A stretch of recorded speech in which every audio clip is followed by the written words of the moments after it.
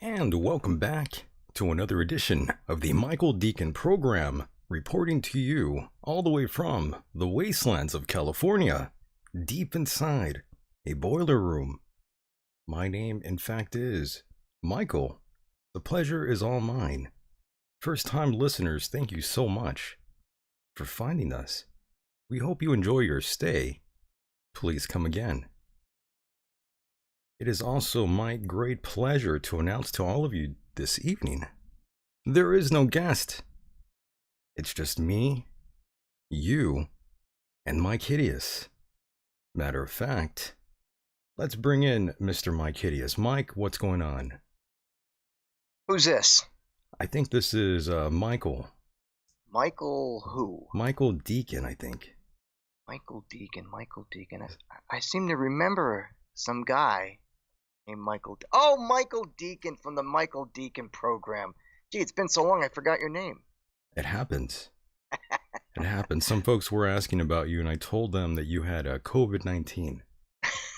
But you were expected to make a speedy recovery. Well, you're almost right. I don't have the virus. I was pregnant. You were pregnant? And I had a sex change. Well, that's the new rage. Yes, so. But I'm glad How are you, my friend? I'm good. I'm glad you were able to get over COVID in about 2 days, record time. In any event, yeah. I'm doing all right. Just surviving the summer of love out here. Oh, golly. Love Lucky that. You. Yeah, it's not like Portland, but, out here, you're still surviving the heat. Yeah, how are the forest fires going by you? I'm far away. I'm far away, and I'm glad you brought that up. I'm still getting emails. People are always wondering if I'm far away or if I'm near the fires. And I tell everyone, don't worry, I'm way out in the desert. I don't know how many times I have to tell you. I'm okay. But no, You know, I I I appreciate didn't that, I didn't know though. if they moved further south. Oh, thank God, no. Oh, good, good. All right. I Yeah, heard on the news, I heard something like, don't quote me on this. I want to say 3 million acres. Does that sound right to you? Have burned? if that's the case, my God.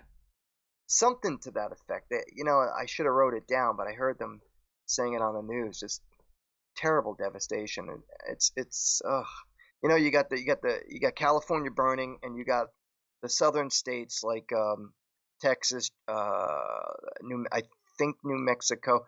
They're all getting hit with flooding and all from that hurricane. Right. The fires have not been contained out here, for those that are wondering.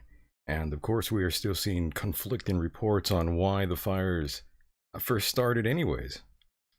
Well, it's Trump's fault, as you may already know. We had first been told that it was like a gender reveal party, by the way, that kicked off the flames. But now, is, Mike, but is now, that Mike, true? well, that's what they were reporting, but now there are also reports of arson. Yeah. You know, I don't know if I think I sent it to you. What'd you There send me? was, say again. I said, what did you send? I thought I had sent you a news report or something that I sent you about a woman who owned property and caught an arson on her land Oh, and right, held him yes. at gunpoint I until saw the that police on showed. Twitter. Yeah, rocking her, man. She is That's right. awesome. I saw that. And in one specific case, a man in Ukiah, California, that's way up north, he had been arrested a few days ago in the early hours of the morning. He, of course, is suspected of causing at least 6 fires in the surrounding area, Mike. What an asshole. I hope he burns to death. He's already been ID'd by someone who knows the family. I certainly hope he gets what he deserves, no doubt. Absolutely. I mean, you got issues, you take it out on humanity, but leave Mother Nature alone. The wildlife, the land, That's the kind of messed up, plants. right? Yeah, that's what really burns me up about arsons. I friggin' hate them. I hate them, and I hope they get what they deserve. What do you think the crime should be? Burn them alive. Well, aside from that, I don't think you could burn them at the stake like they were a I'm. witch in Salem. I don't think you could do that, Mike. I know you can't, but you asked me what I would do, so that's what I would do. So you would burn them on a crucifix.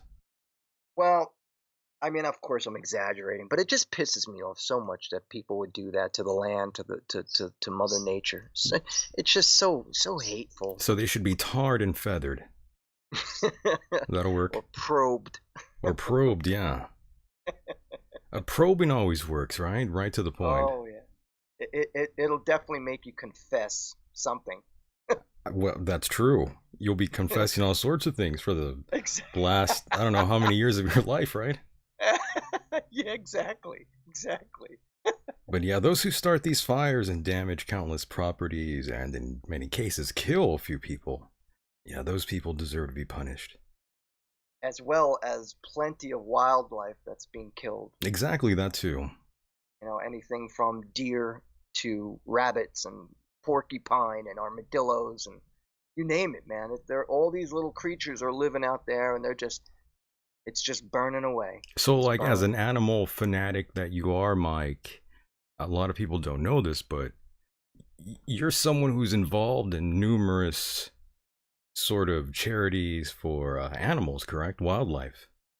Well, used to be. I used to be a member of more than 37 different animal sanctuaries, rehabilitations, and the like.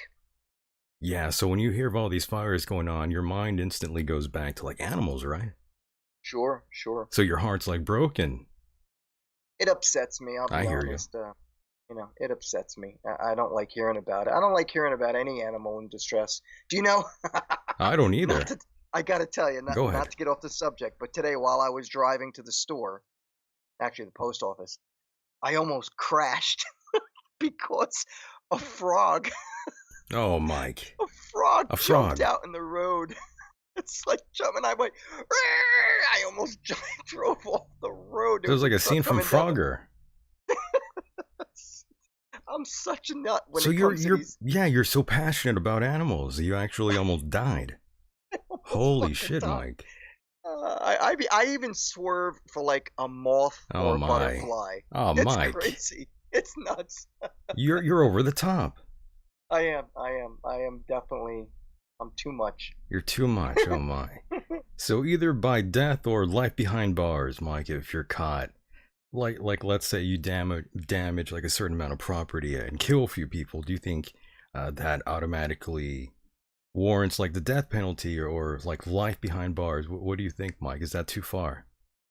Wait, what are we talking about? Well, if I did the crime, if I like If crashed off anyone, the well, road. no, not you actually running an animal over. I'm talking Oh, like setting like a giant like a fucking like a forest on fire, or even like these brush fires that are happening on the side of the highway. all right. My opinion, minimum 20 years in prison. 20 years. Minimum. I mean, That's all right. the way Well, I see it, you think that's too harsh? I don't know. The way I see it is, as we just mentioned, I'm if on the you're gonna fence. do I'm trying to decide if that's too much, if that's too harsh, if that's too wild. again, totally my opinion. I'm not going by any standards or rules or regulations. I'm just saying because of my hatred for these people is that they deserve no less than 20 years in prison. Um, you know, just because of the devastation that they cause. I mean, it's land. Millions of acres of land have burned, and I mean, so far we only know of one uh, arsonist. There. I was under the impression that there's terrorists doing this. Well, that's kind of what it is. Yeah, and If you're committing arson, that's like a terrorist act, in my opinion. absolutely. But what I'm getting at is Yeah, like it was terrorist groups, organizations, so to understood. speak, Yeah. not just one guy. Well, I don't know. I mean, it's a speculation. I don't know if You it's could be true or right. not. Yeah, we don't know. I hope it's not, but with everything that's going on, Michael, who knows it these days? It's just the whole country is up in arms. Right, and of course you were referring to, I think, an Oregon man who was arrested twice in a That's 12-hour correct. span. Yeah, That's correct. he was the Yes. guy. Yeah, he was the guy who was setting the fire near a Portland freeway, if I recall. At least 35 people, I think, died. What an ass. That's What an wild, right? ass. Terrible. What do you think about Joe Biden? I think he's a loser. You think he's a loser? I do. There's a good quote from Joe, Mr. Potential Sleepy. President Joe Biden, and I quote, Trump is a climate arsonist who doesn't Yeah, I respect heard science. that. They're blaming Trump for Amazing. everything. They're blaming him for the deaths of the people that died from the virus. They're blaming him for, as you just mentioned, being a non-believer of climate change. I mean, it is just unbelievable things that they come up with. They're so stupid. I mean, it's just ridiculous. This has been a fun year, though, I have to admit. Oh yeah, I'm having a It's been blast. terrible, but also pretty amusing at times. Yeah, to say the very least. I mean, look at all the disaster. It's kind of funny. Oh, Who would have known? Who would have known, Mike? exactly. But there's some Exactly. inconsistencies in some of that in that quote, Mike. By Biden? Yeah, I mean the arsonists responsible have been apprehended to a certain degree already. Some. So I mean, it's a So, little silly to blame Trump for that, right? uh, I gotta be honest, Michael. Nothing surprises me with what's happening from the left. Uh, I'm literally frightened, and I'm not kidding when I say that. I am frightened by what I'm seeing, by what used to be a an American political party, and the things that are coming out of their mouths, the hate, the absolute hate for our president, and the disrespect. It blows my mind. I can't believe what I'm hearing, what I'm hearing and seeing. Do you, I don't know if you have this on your list of subjects to get to. If you do, tell me and we'll hold off. But I gotta make mention of just the fact that Communist Harris went to visit Who? Camellia. I call her Communist Harris. Is that's your new name for her? Yeah. Okay. Just making sure. Go ahead. Okay. She went to go visit the guy who was shot. What's his name? Joel, the black guy who was shot by the police, the guy who raped his ex-girlfriend. Right, I did see that. Blake. Joel Blake, isn't it? Or something Blake? I think you might be right, yes. I Okay. recall seeing she went to visit somebody in the hospital recently. Right. So she goes to visit this scumbag in the hospital who has raped his ex-girlfriend on a variety of times. Once with her child on the bed with her, and he like digitally raped her. What do you mean digital rape? With his fingers. Jacob Blake, right. Yeah, that's his name. Jacob Blake, there you go. Right. And then goes into his car when he's being approached by the police who are telling him to stop, and he doesn't stop, goes into his car and grabs a knife. Then they shoot him. Once again, another man who has been shot by police, who is, in a sense, a criminal. And So Mike, wait a minute. I'm stuck on this whole digital rape thing. Yeah, I looked it up right now, and it says the Urban Dictionary says when someone rapes a person using their finger or fingers. That's a new one on me. I only learned it from hearing it on the news. I never heard of it before either, Michael. So on the news, they described a digital rape. Yeah, I mean, I heard it on the radio. I heard the term digital rape, but it was not. It didn't mean this. Really? What did it mean? You know, it sort of meant sort of like you're dominating someone online that way. Yeah, I've heard that from, people that are like hardcore gamers and such. They say shit like that online. See. Right. So that's why I'm like a digital rape. Yeah. Yep. What on earth? So go ahead. I'm sorry. If I just may, I just want to say this whole thing with Communist Harris is she went to go visit this guy and said that, he's a hero, and I don't know exactly what she said. I can't remember. But I mean, could you imagine if you were the woman, the girl who was raped by this scumbag repeatedly, and you have to see this piece of shit's name on the NFL helmets, in addition to, I think, maybe NBA. I don't even know if basketball's in season right now. Somebody else had the name on his name on their jerseys or something. But I mean, can you imagine? That's pretty rough. Yeah, that's pretty rough, man. This woman was raped by this guy, in addition to being assaulted and other various things. And Communist Harris goes to visit him? Right. How does that make sense? Yeah, that's a little much, right? That's a little much. Holy crap. What was that? I have no idea. Okay. Audio came up out of nowhere here. Sound like a news report. Yeah, that was on the second laptop. I'm sorry about that. Thought I had that muted there. I'm sorry. Okay. But yes, COVID-19, they were just talking about there on that clip. But yeah, Mike, to finish up on that, that is pretty rough, especially if like you have a daughter and she gets raped and you see these politicians visiting the person who committed the rape. Yeah, That's pretty fucked yeah. up, right? In addition to these Cold-blooded.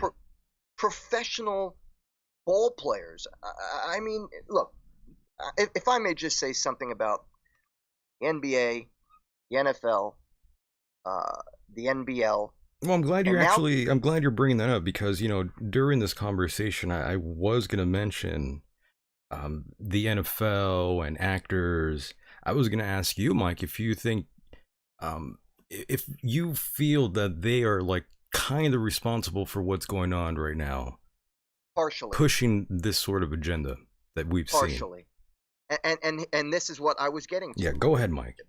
First and foremost, the professional ball players. Let me make sure everyone understands what's going on with these guys. For them to express their feelings about BLM, um, they're not. These people are not politicians. They play with balls. Okay, they handle balls. They throw balls. They hit balls. They got balls on their mind all day long. How are you going to take advice from somebody who throws balls and hits balls all day?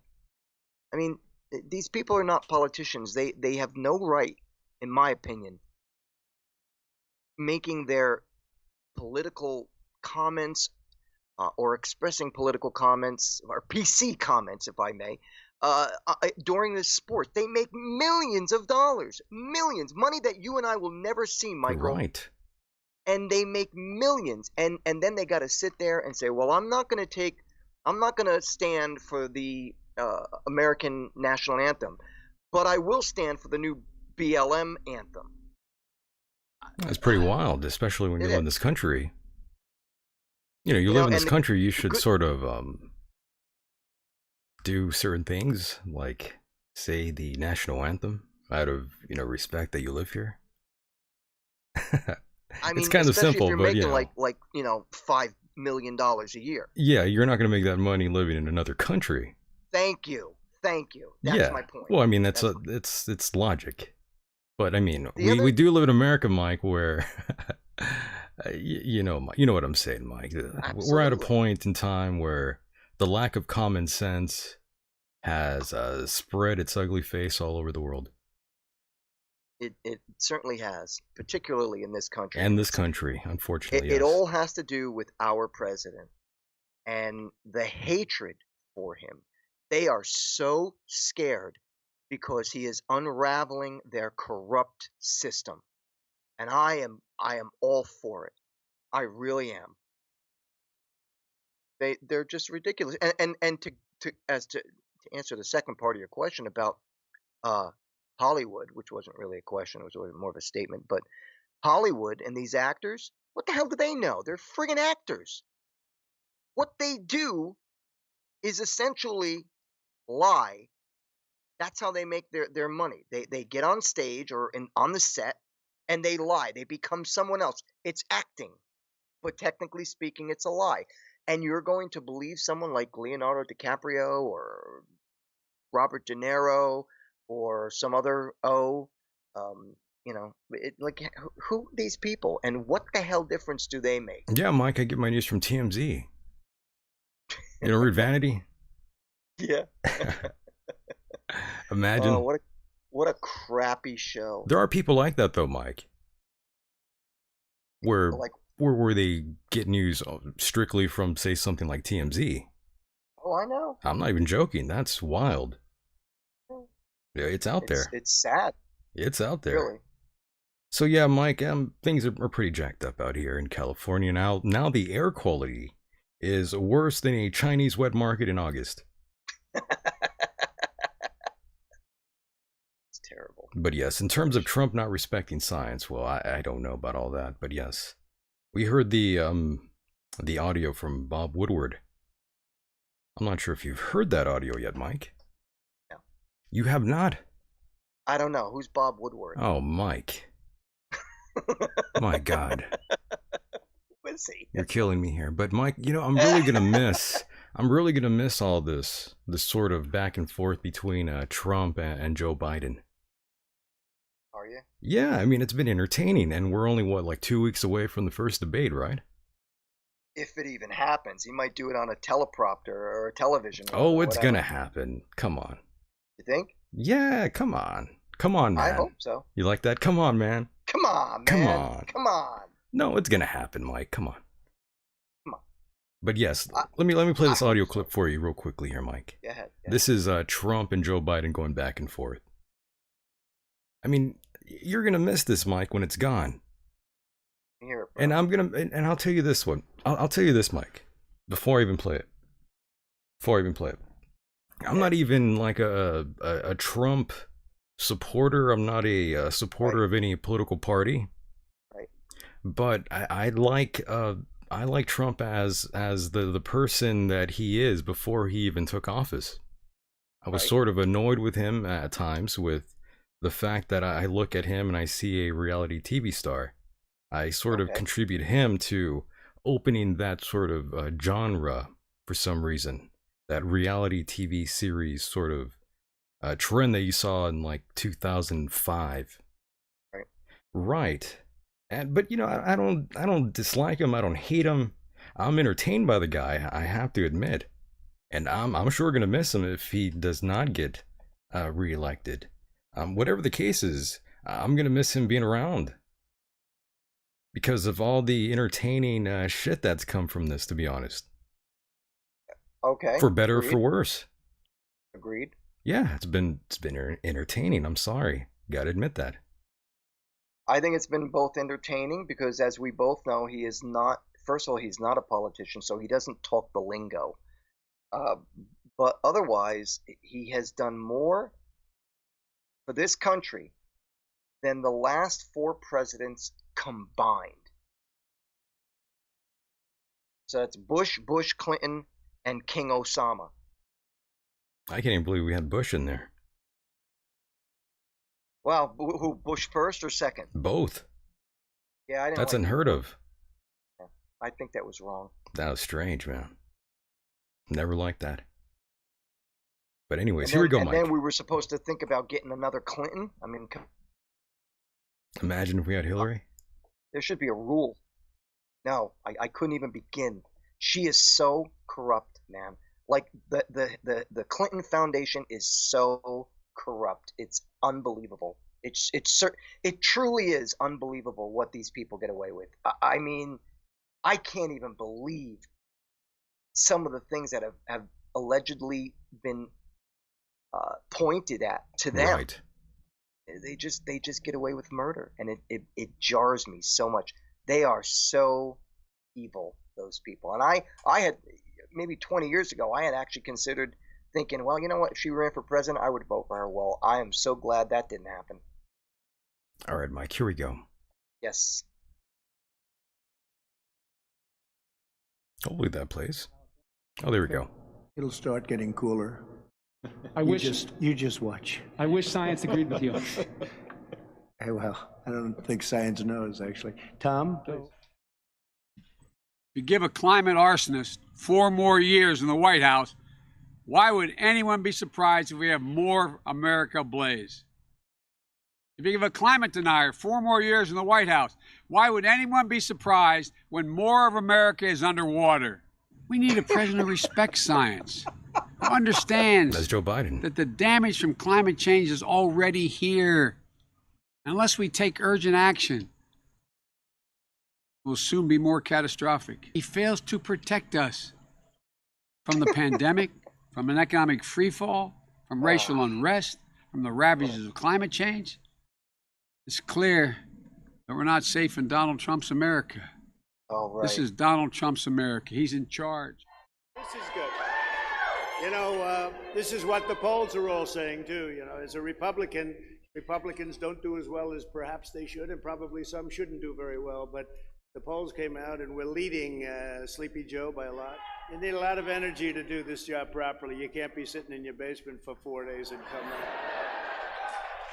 No, they don't call him Sleepy Joe for nothing, okay? And there's Trump. What do you make of that? What do I think of that? He's 100% right. He's 100% right. You're not excited for Joe Biden? President Joe Biden. Oh God, please help me. Can you believe that? You know, Michael. President Joe there's two Biden. That even sounds weird. There are two things that are going to happen Go ahead. when after the election.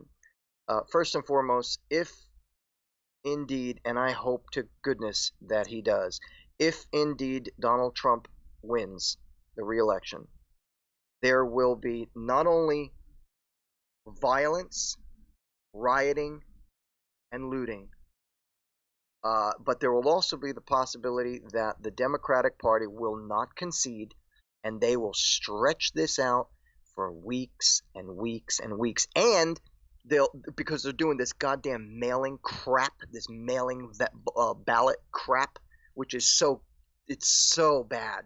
They are just looking to cheat, number one. Number two, if in the event that they have to push this thing for weeks and or possibly even months until they figure out who's the winner, do you know who would be in charge? Nancy Pelosi, Speaker of the House. Nancy Pelosi. Yeah. Your favorite woman. The Crypt Keeper, yeah. Your favorite. What a moron she is. How old is she, 125? I don't know, that's a good question. How old is Nancy Pelosi? Really needs to retire. She really needs to retire. That's a very good question. Let's see how old she is. Mike, I'm going to what do say you think? 78. You're saying 78? Well, Mike, you are wrong. She is 80 years old. Years old. I'm sorry, but March 26, yeah, 1940. She needs to get out. You think so? You think she's too old for the job? Listen, Michael, when a woman of 80 years old, how old? 82? 80? 80 years old. Yeah, 80 flat. Years old. When a woman who's 80 years old starts talking ghetto slang. She was talking ghetto slang when? Oh, it's a while ago when she was talking to Nancy. She was talking to a group of black spectators, and she said something about the hood, quote unquote. The hood. Oh, yes, I recall this. Yeah. And I'm like, come on, give me a break. Well, maybe she's from the hood, Mike. You never know. Yeah, San Francisco hood. She's keeping it real, Mike. You never know. Yeah. It's possible, right? You never know. Yeah, I guess. Never know. I mean, she might live another life, a double life. We never know that.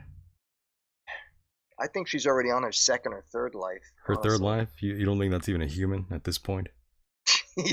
She's like some... that's a body double. She's a crypt keeper. You know how many times I've had people tell me about certain politicians or actors or musicians? Listeners always bring up the fact. Well, not the fact, but they think it's a fact. They say, so-and-so has a body double. Oh, yeah. Everyone has a body double, right? Yeah, so they say. I mean, in some cases there are, like El Chapo. Yeah. He had a body double. Yep. So did Saddam Hussein. Saddam, right. So did Karl Marx. Even Melania. Melania has one? Someone said that. I had a listener sending me multiple photos pointing that out. I don't know if that's true or not, but... I don't believe it's possible. I mean, they have enough money to do that. But why? Well... Like, what's the point? I don't see exactly why there would be a need for one.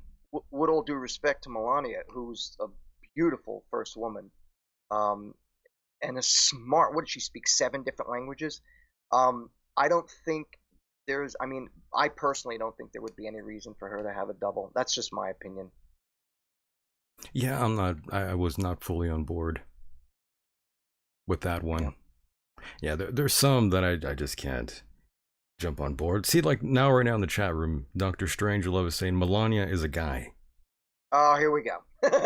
No, Michelle Obama was a guy. See, now you believe Michelle Obama is a guy. No, I'm just going based on the stuff we've spoofed on. Well, I mean, some people do believe that. I mean, we have Jim Fetzer out there, the freight train. Right. Well, he fully believes. If you look at Michelle Obama, I mean, she's got shoulders like a linebacker. So you're saying she's built like a man? No doubt. She's got that upper body, right? The only thing she's missing is an Adam's apple. My God. I don't want to think of that. I don't want to think of her in that way. Yeah, well, I mean, look, I'm not saying she is. Roman Hansen saying Michael for Prez. Michael, who, you? Well, I think she's probably referring to Michelle Obama. Oh. I think that's what that's what he's saying. I'm not sure. Please don't give them any ideas. Mike, I would make a horrible president. Her? Yeah, it would be right back to the communism of, or socialism of, which is the same thing. With King Obama. Mike, I'm talking about myself.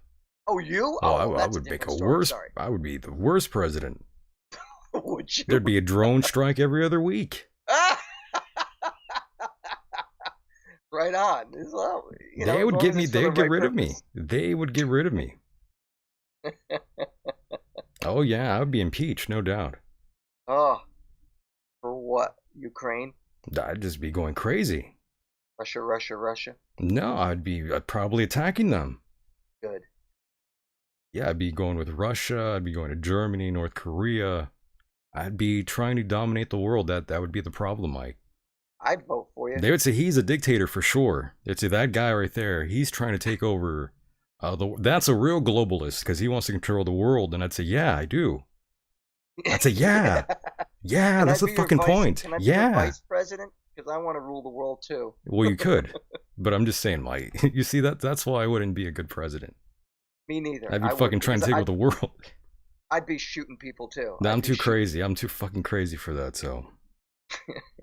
Yeah, that's why I can't. That's why I shut up lots of times. I don't really say too much. I would take down my enemies. Right. So, Mike. Yes. In any case, a few days ago, I did a show with a gentleman by the name of Alkaline City, and I don't think he took one breath during the entire interview. Another one, huh? You would not have liked him, Mike. Really? I think you would have been kind of angry. What was the topic? We went all over the place, Mike. We left no stone unturned, as they say. What, like, who is he? What's his background? He has a YouTube channel, and there's other things I can't really say. But he's a good guy. He was excited. He is a big fan of the show, so he was just really hyped up to be here, and he did not stop talking, like at all. But that's okay, though. I mean, does he know Jim? He doesn't know Jim. I don't think he does. Oh, imagine putting the two of them in a room together. It'd be over. The show would be over, Mike. So how'd the show go? Was everything all right? I liked it, though. I mean, it was fun, but some people didn't like it. And that's because of the talking? I think they didn't want to hear him talk so much anymore. I think they got talked out. But in any case, though, I did enjoy him being on. I had fun with him, but listeners fought with the guy. in certain I think on Instagram I saw a listener fight with him. No kidding. Yeah, I don't have Instagram, but I saw someone post some comments there. I think it might have been Dr. Strangelove in the chat room. I think he's been fighting with him online. And that's another thing I have to make light of. Sometimes some of the listeners go out there and they will occasionally go fight with some past guest. Yeah, or they'll email them. I guess they have an opinion against it. Yeah, see, there's Gary in the chat. He's saying that show sucked. And there's someone that's saying it was a good show. So that's how it usually goes, Mike, especially when I get feedback. People like this or they don't like that. You can't please everyone. No. That's the problem. Can't win. Can't win them all, Mike. Do you know how old the guy was, roughly? Well, I think he might be close to 40, but he's one of these people that are extremely into health. And anytime I talk to someone that's really into health, they never stop talking. It's like they're wired on meth. Darren Green is asking, Michael, how many beer do you have under your belt right now? Maybe I should be asking you, Darren, how many beers do you have under your belt? Fucking retard. Enlightened and Preparing is saying, dude was nice, but not a good guest. should be asking you that. Fucking dumb shit. That was a good comeback. I like Oh, he's that. retarded. But that's the problem, Mike. You get people like that. How Good many example. beer? Good example right there. Oh, brother. Good times, good times. Indeed. So yes, Mike, we are at that point in time where there's a strange revolution going on. I'm seriously concerned about Yeah, me what is too. to come. And Mike, I have to say, it really doesn't matter who the president is at this point. There's going to be riots and looting and mayhem no matter who's sitting there. I disagree. I think these people. First of all, you got to remember these people. These people who are standing for BLM. They're going to keep, but Mike, I'm telling you, they're going to keep doing what they're doing no matter who the fuck the president is. Before you go on, let me explain something. Yeah, go ahead. I can't remember what the term is called, but when a president does the executive order by bringing in the National Guard or even the military to control these people, it's been done before many times by many different presidents, but it's been the governors and or the mayors of these states and or cities who have been saying to the president, no, we don't want your help. Primarily Democrat cities and states, and then they end up, being burned down, looted, and people's property is destroyed, stolen. Innocent people are beaten up, violated, so to speak. But the president has offered to bring in the National Guard on a number of occasions, and they keep turning him down. If, in the event, it gets to a point where BLM supporters are viciously attacking police officers, and the president gets a second term, I have a very good feeling, Michael, that he will not hesitate to take care of business. Because if you think about it, this will be his last 4 years, and not to say that he's going to go like, power mad stupid, but let's face it, if he's going to take care of business, and I hope he does, because I'm sick of these BLM pieces of shit, they should be taken out. No, I'm waiting. And you know what? I'm waiting for that to happen. Say again, I'm sorry. Oh, I'm waiting for that to happen. Do you agree with it or do you not agree with it? With what? Bringing in the National Guard or the military to control the situation. If it stops it, why not?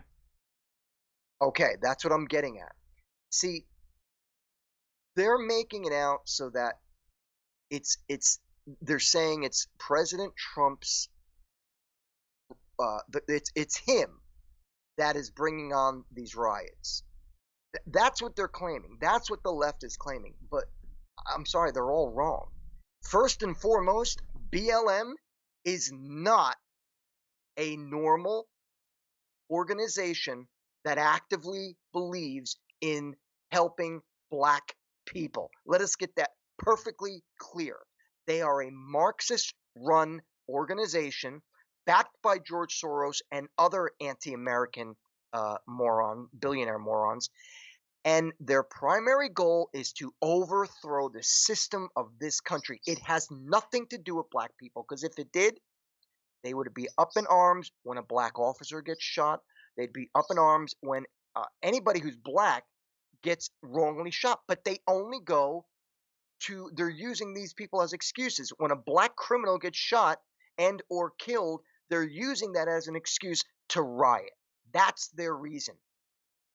Look, I'm not saying George Floyd deserved to die or anybody who got shot, deserved to die. I'm simply saying that when a police officer tells you, stop coming towards me with that knife or that gun or I will shoot and kill you, then you stop and you don't resist arrest, because of that. When you resist arrest, you can get taken down, and that is the job. Yeah, it's of called police. common sense, but Right. And it's we what like the that here in police- America for some odd reason now. It's what the police are hired for. How difficult is it? They just use the race card in every situation they can. And the fact that they're backing this piece of shit, Blake, who raped this girl, is absurd. It's absurd. It has nothing to do with black people. Nothing. Sorry. Well, Mike, I've said that a bunch of times on this program before, that these movements, they sort of start off in the right place and then they sort of end up in the wrong place. They sort of get infiltrated. Just look at the Me Too movement. It started off as a good thing, but then it turned bad. That's usually how it always happens. Well, BLM from the start had nothing to do with black people. Well, it had nothing to do with what's going on now, that's for No, sure. of course not. Absolutely not. You're going to sit there and tell me that breaking windows, throwing Molotov cocktails. Well, that's what I mean. It got hijacked. Right. Yeah, all of these things sort of get hijacked. That's the bad thing. Even Antifa. Antifa says that they're anti-fascists when what they do is the exact same thing of what the brown shirts, the fascists, did in Nazi Germany. So, sorry, you're wrong too. I'm hearing the bird. Is he up? Yeah, Sergeant is Sergeant is okay. responding. He's responding to my anger. I'm glad he's okay, though. Yeah, He's not sad? No. Why would he be sad? Well, he lost a comrade there. Oh, that was what was that? July? Yeah, he's over that. He's got over it already? He's good? Yeah, animals don't hold emotional, depression like we do. No, I'm glad he's not heartbroken. Well, he was for a few days. He looked for Kiki for a while, but Yeah, that's what I mean right there. That would kill me if I saw something like that. Well, he was doing it for about a week. Oh, that would make me sad. But they do eventually get over something like that. I said that animals don't get depressed, but they do. They do. They probably do, yeah. Most definitely. But yes, if somebody wants to call in, you can. I saw something in the chat there. But yeah, if you want to call in, you are more than free to do so. That number is 760-332-8965. Give us a call, folks. Yeah, I believe that's the right number. 1-760-332-8965. Don't be scared. Call in. We'd love to hear from you. Absolutely. Yeah, your thoughts and opinions, they matter. They really do. Mike, I get all kinds of emails from people telling me that they want to call in, but they only listen to the podcast rendition of the program. It makes me sad. Yeah, some people are just, I guess, either they can't listen to it at the time that we're on, or... I just think, well, why are you so busy? I mean, there's not much going on. Yeah, right? Can't be that busy during this time. And Mike, we are joined by another caller here. Let's bring them in. Caller, you are live on the air. How are you? Good. How are you, Michael? I can't complain. What's going on, my friend? Good. I wanted to talk about the topic you were discussing about, the present administration and how, it's like our government is. Well, first of all, I had a comment, I have a challenge, and I also have a suggestion for you. But the sure. Comment well, hold on 1 second. Let me ask you a question. Mike didn't know who Bob Woodward was. You know who that gentleman is, correct? Yeah, he's one of the reports that All the President's Men is based on. Right. So you are familiar with Bob Woodward. You know that he's a journalist and he's very respected, correct? Even to a point where Donald Trump has a deep respect and admiration for Bob Woodward, correct? Yeah, he's one of the reporters that supposedly broke Watergate. Right. Oh, okay. Yeah, so you do know, right, okay. Go ahead. I just wanted to make sure you know who that is because I wanted to ask you some questions as well. But go ahead and lay it on me. Go ahead. Well, first, there's this idea, I guess it's a perception, things have to go with light speed presently. We have to remember that we've been infiltrated as a country. Absolutely. If you look at our government like a ship, I mean, Trump getting into office is like retaking the bridge. That's about what had happened. There were those that were, patriots within the government, and there were those that we've been influenced by that were didn't need the mutiny with the course that we were on before, because we had other people on the bridge. The first step was to retake that bridge, which we did. And it's like being able to steer that ship at this particular juncture. There are a lot of different steps that need to be taken because of that infiltration, and there are things that I'm sure that we're not even privy to that would probably make our head spin. That's going on behind the scenes. So we have to be a bit patient with I think the level of what's been achieved thus far. No, you're right about that. We forget to take consideration for all sorts of shit that we don't know what's going on behind the scenes. That, right. Yes, go ahead. I'm sorry. Yeah, sure.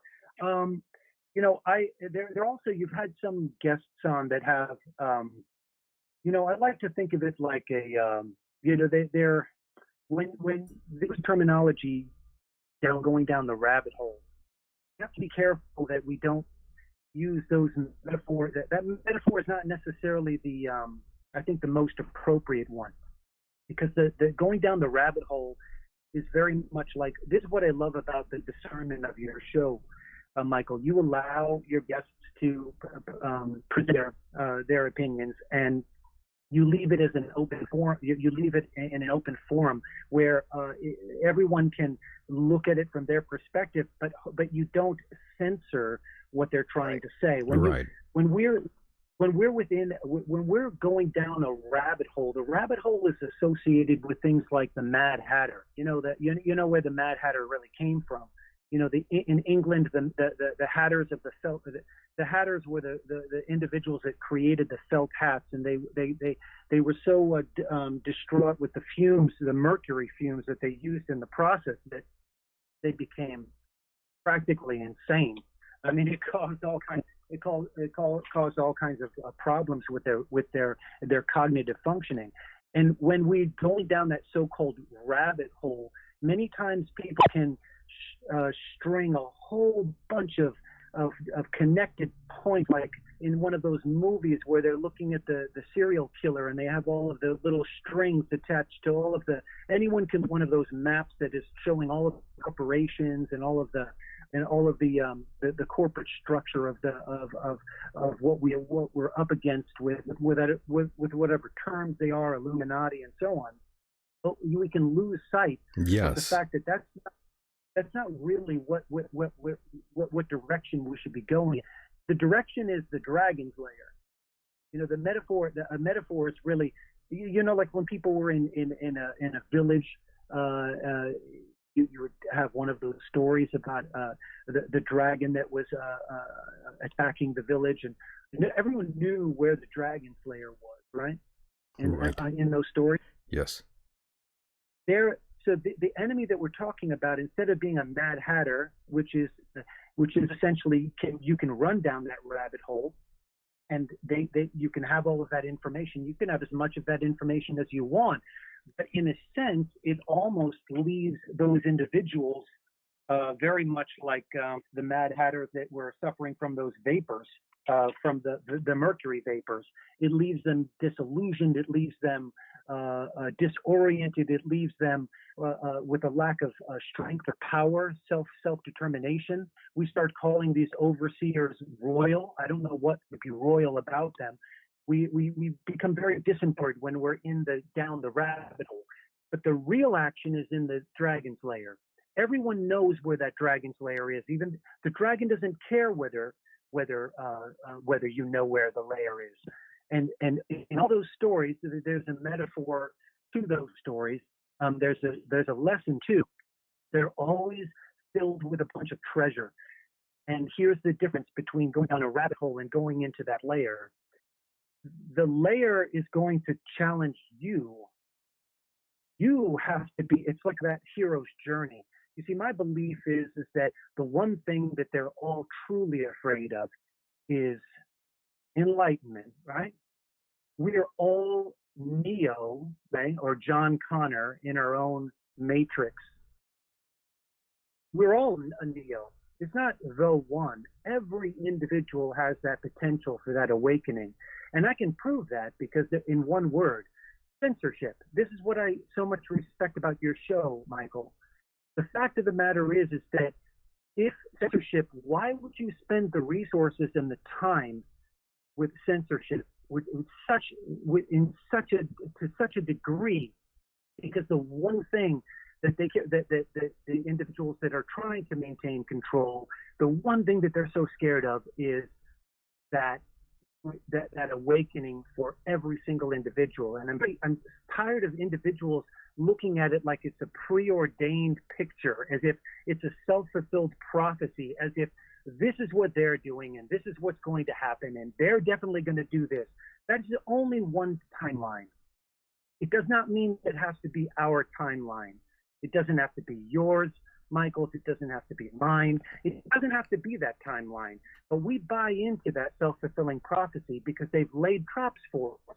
You see, when you go into that dragon's lair, the one thing that's different between that and the rabbit hole is that you can be a Mad Hatter on the street corner with a doom and gloom sign all you want, but you don't have to do anything. When you're doing that, you don't have to do anything to truly change yourself. When you go into that dragon's lair, that dragon had those riches that are there. Those are the challenges for you, because it's just like Aladdin picking up all kinds of other precious stones or whatever it might be. That lair, you lose sight of what the purpose of your mission is. It's to slay the dragon. It's not to get the treasure. And the ego can get in the way if we don't change ourselves. If we don't, I'm using that as a metaphor, but the idea is that if we don't truly transform ourselves, then we're not going to make it to the other. We're not going to have the timeline we want. But each of us have to be able to do that ourselves. We can bitch and moan all we want about our present condition, and we can be like on the street corner, like a Mad Hatter, bringing off all the Illuminati lines and every single connection that we can make with what they've done, all the way back to JFK's assassination and whatever it might be. That's the timeline that they want, but it doesn't mean that we have to buy into it, but it requires that we change ourselves. Now, the final thing I wanted to share with you is that my suggestion is that I respect your program so much that you and I think it's Mike City, your co-host. Oh yeah, Mike Hideous, right? Mike Hideous. Both of you, you have you read 1984? Have you read the book 1984? I have not read the whole book. Okay. Well, there are a lot of terms in there that, of course, we all know, things like doublethink and so on, and right. the thought police and Big Brother.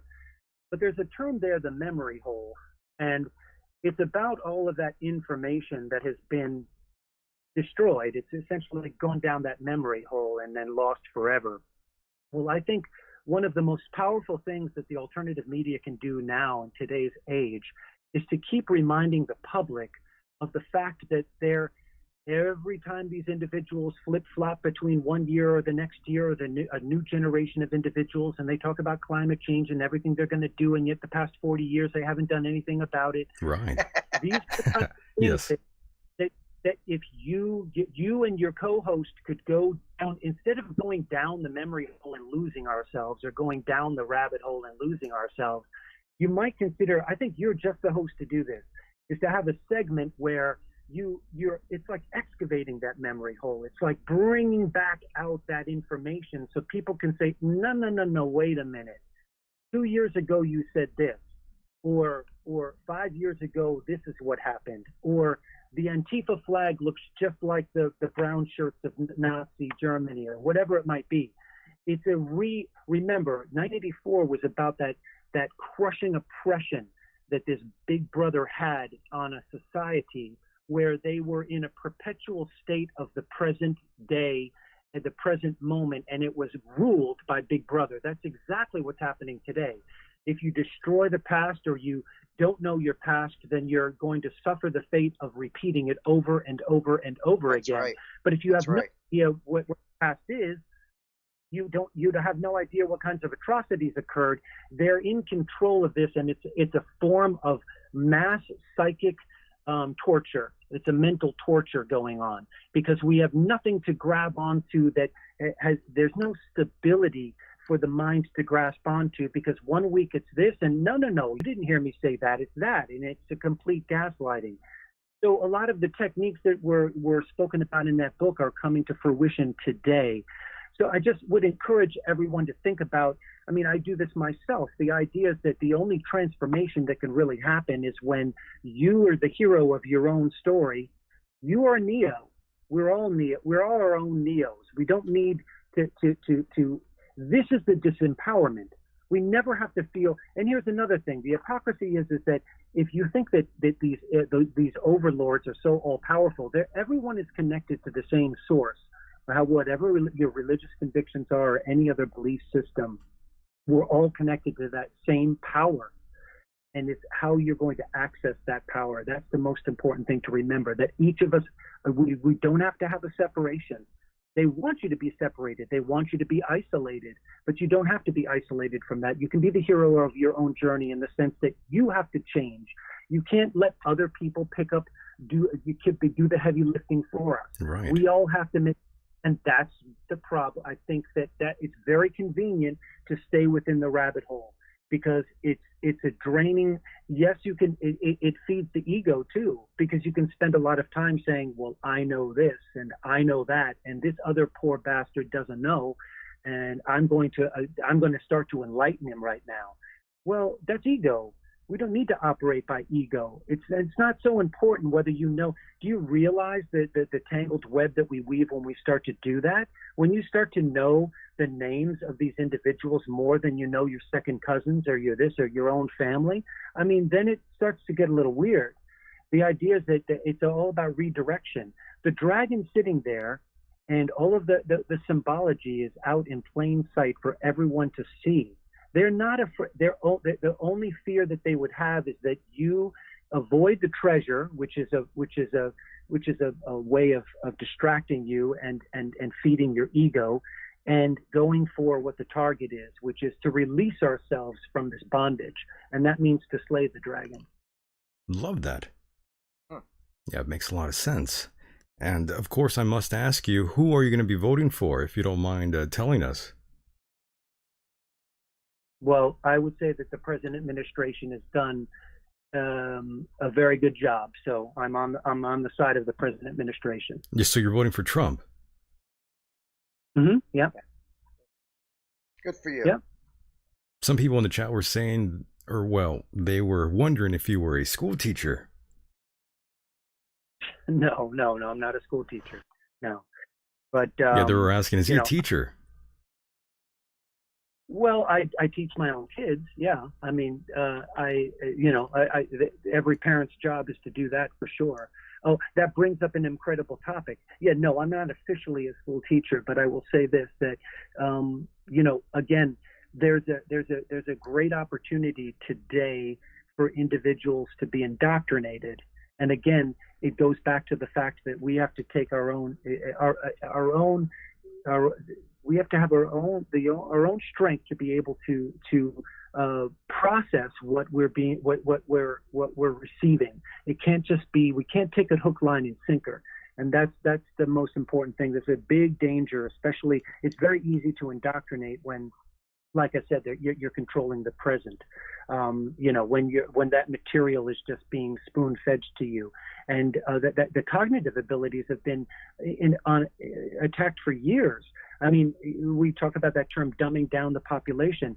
It's unfortunate term, and so is the term sheeple, because again, we have the potential to go as far as we want to go, and therefore then it's to have the disparaging remarks to our fellow human beings, just treating them or saying those things about them just because they might not know a few factoids that we know. It's distressing, because again, it's the same kind of, it's feeding the ego, and divided we're fall, but together we can make a big difference. Yes, and caller, let me stop you there, caller. Where are you from, by the way? Where do I live? Yeah, well, can you tell us what state you're in? Yeah, I live in Minnesota. Minnesota. Okay. Yeah. Nice. Is it cold out there? What's going on with the weather? No, it's mild. It's mild? Not Okay. cold at all. If I Yeah. may ask, That's hot as shit out here, by the way.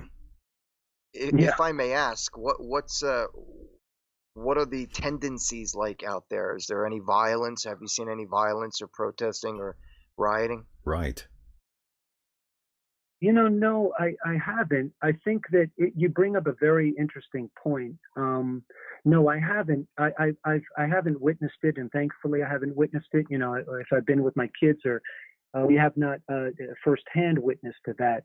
I think that what's occurred is, in our society, I think there is a burden for our society because of some of the recent events that have occurred, that there's a great psychic wound. And no matter what people think of, what caused it or what the actual validity of things are of those events, the effect has been that it's unleashed something that is very traumatic for a huge portion of the population. And therefore, then, I'm not going to say obligation, I'm going to say there's an opportunity for individuals in this part of the country to be better than we have to face, the circumstances and the divisions head on, and say that if this event happened here, if we truly believe that we are have diversity, that we have inclusion, that we have a love for one another, that each of us will make an effort to find a way to overcome hatred with love, to find ways of actively pursuing ways of creating bonds with other individuals, creating those cords. Because if you tear the fabric and you're not willing to make an effort to put it back together, then what can we say for ourselves? I would say that it's shell shock is what I would say. There's more of shell shock. That's how I would describe it. Can I ask you a question, caller? Yeah. If did you by chance, and this is not the question I want to ask you, it's leading to my question. Did you by chance see the video footage of one or several of the people who were laughing when they saw the police who were shot in an execution style being sent to the hospital? Did you see any of that footage at all? These people who were laughing at the cops who had been shot? Yeah, I'm aware of. Yeah. Okay. Yeah, I'm aware of. Yeah. So you did see that. Let me ask you a I question. heard it. What would you say, for example, if one of those people were, or you were standing in front of one of these people, and they were laughing at the fact that two cops had just got shot in the head and in execution style, and they were laughing about it? What would you say to them? How would I respond to them, or what do I think about it? In other words, if you saw them and let's say you were on the same street that they were, and they're talking on their cell phones going, yo, man, that MFer just got popped, yo, ha, ha, ha, yo, ha. What would you say to some ignorant piece of crap like that? Well, there again, you're using the terminology. Here's the point: you're instantly on the offensive, aren't you? The whole to those idea guys, is yes, not to you. I'm just curious how you would respond to something like that. I do have a reason for my questioning, but yes, I am very angry at those people. I think they're just obnoxious. They're unintelligent, is what I'm saying. They have absolutely no sense of morals, nor are they educated to understand what the circumstances are. So when I ask you that question, I'm simply trying to find out how you would respond to a person who is so hateful and obnoxious. Well, here's what I meant. I didn't mean that you. How do I call you, Mr. Sidious? Or I don't know how to. You can just call him Mike. It's fine. Mike. Okay. Whatever you want. You can call me a jerk. Whatever. Okay. No. I just meant that the offensive nature of how you might describe them is what I mean. That posture that you have towards them is not how shall I say? We have to be bigger than that to be able to overcome what we need to overcome in this world right now. Meaning that every moment, that every time that we people may not be as sensitive, people may not be as humane as you would like them to be, of course. But then again, we each, it's like a fractal. Each of us, the world itself, we're each looking at it from our own perspective and from our own lens. If you, in answer to your question, I would, if I had the ability to talk with them, I'd ask them, well, how would you feel if that was, someone that you loved? And as far as and to see what their true response was. But as far as my posture towards that, I can't know where they're coming from or what I haven't been in their shoes. All I can say is that if that kind of disdain for human life is occurring in our world right now, then it's an indictment of the way that what our society has become. You have to remember something, that that technology is a friend, and it can also be an incredible enemy. Yes, and so what you have, the filters with all of the gaming and the lack of, when you've got the kind of the violence that is occurring on the screen, and you're clocking hours like that with that motor control of seeing the blood and the gore, that dehumanization of the shooting, then the whole world itself is like a big video game, and people are gaming and LARPing. Are you right? blaming video games on the violence that we're seeing? I just gave that as one particular, or just in general. Yeah, or just in general. I'm not laying it all at the feet of video games. I'm just giving one example. The president made a good example of that as well. I'm just taking that on. He mentioned video games at one point for being the blame. We've been so desensitized to that to such a degree that, in answer to your question, Mike, how would I? You see, again, if we don't. The issue really is the fact that that people could be walking around and having such a disdain for life, for people that they don't even know. That is an indication that we are on not a steady decline, but a very precipitous cliff, and we're about to go over it. Fair enough. I don't completely disagree with you on that point. We are I at was going that. to say the same thing. I don't completely disagree with him, appreciate Mike. it. I mean, we're at that point where certain people, they find out what your political ideology is, and after they find out, they are done with you. They shun you. If let's say you're not a Democrat, you're not a Republican, now you're a piece of shit. You know what? It also has to do a lot with the fact that the people of this generation, well, for a long time now, they've never had anything taken away from them. During World War I, World War II, people had to work hard to get what they needed in order to survive. These people, these snowflakes, these entitlement assholes, they just sit back and they're like, give me, I want. I'm not going to go to work today because I just don't feel like. I mean, these are just people who are born in a world of me, the me generation. And everything, it's because of technology, it's because of social media, it's because of the corrupt media. I mean, they're being fed this constant lie of, like, white people are bad, the government is bad, police are bad, America sucks. These people have never gone through anything where they had to really bust their ass in order to stay alive. So you're saying the younger generations haven't had to persevere? And when I say younger generation, I'm talking from like maybe 38, 40 down. I mean, I didn't grow up during the war either. I was born in the 60s during the Vietnam War. And the only other wars I saw was like Desert Storm, the second Iraqi war, and that's pretty much it. But I was brought up by a family who educated me. They educated me not so much academically, but how to be decent, how to respect my elders, how to be a kind person, how to respect women.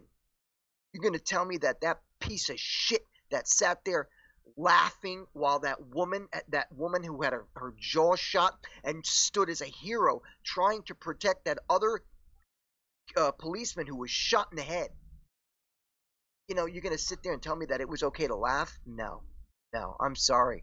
I would have taken that guy down with a club. These people they're ignorant, they're self-righteous, and frankly, I have no use for them. Caller, go ahead. Well, I was just going to say that, you know, that you've heard the term that, you know, we're only as strong as our weakest link. You know, people like to pontificate and talk about humanity, and yet that is, if we're going to be inclusive to humanity, that means that we're talking about everyone. We're talking about every individual. And that way we have to take responsibility for the fact that we collectively, as human beings, if we have individual society are feeling that way, there's an obligation. I don't want to use that term. I'm going to say that, again, there's an opportunity for us to be bigger than that. Now, I just want to, I know you're thinking it's all like kumbaya now, but, you know, when you're talking about, like, let's say, you know, the movements in the past, a lot of people believe that some of those nonviolent movements were somehow passive. They were not passive, but they did it in such a way. Here's the thing. When you have an individual that's standing before you that is centered in love, they know that they're on the side of right, and they're literally, in their eyes, they're telling you there is nothing that you can do that's going to change my mind that I'm in the right for love. They are a force of nature. Now, if you multiply that by millions of individuals standing together against something that they would consider an atrocity, that is how an individual like Gandhi was able to take back a country from an empire. The power of that is incredible. True protesting is incredible. And in today's world, it has been deformed and taken, they're using that doublespeak to create you see one thing, but they say another. They use terminology that has nothing to do. They're trying to commandeer those terms and confuse your mind.